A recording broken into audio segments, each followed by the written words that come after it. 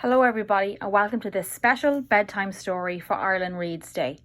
So tonight's book is going to be A Hug for You. It's written by David King and it's illustrated by Rhiannon Archard. It's also published by Sandy Cove, an imprint of Penguin Books. Nothing warms you up quite like a hug, but what can we do when we can't be together? This is the story of a new hugs adventure and the boy who shared it to the world.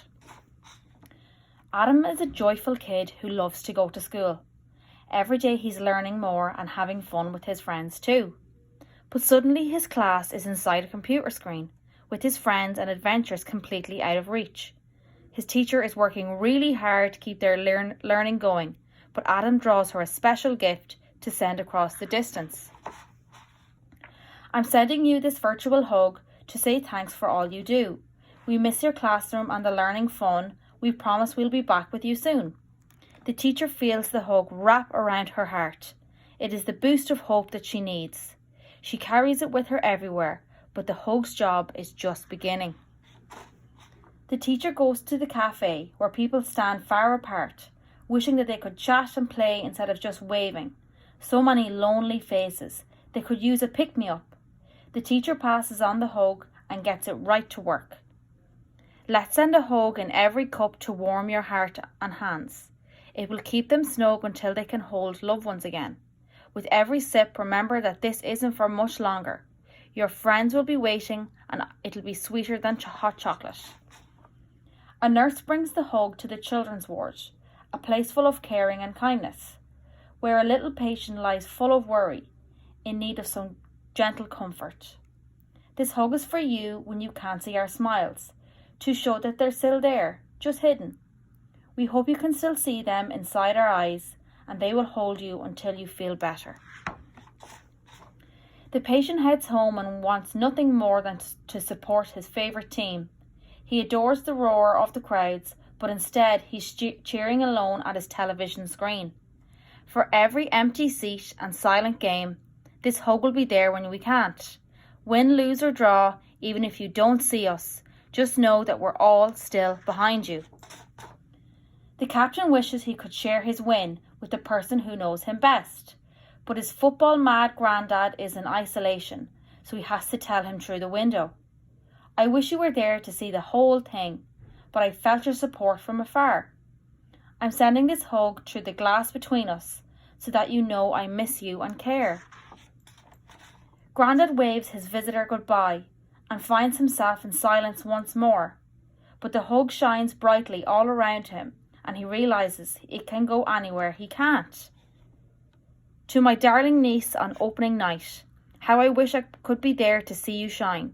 Your talent is a gift to the entire world. Take this hug and save a dance for me. The dancer is feeling sad and worried when her group have all worked so hard. The seats are empty with no cheers or applause, but the show must still go on.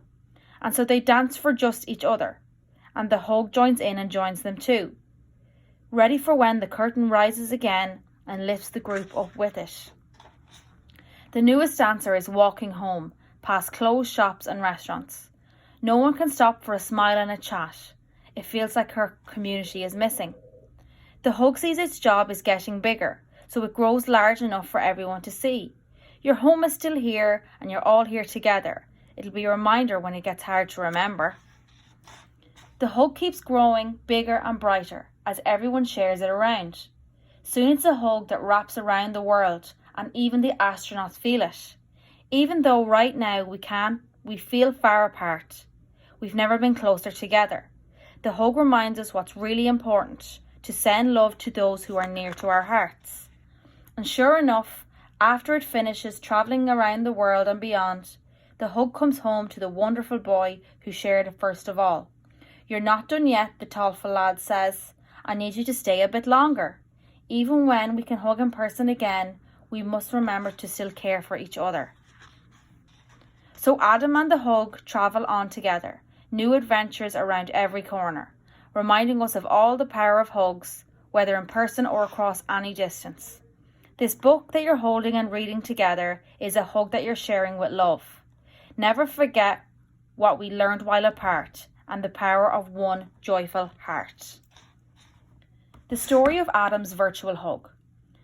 Adam is a 7-year-old and lives with his family in County Cork.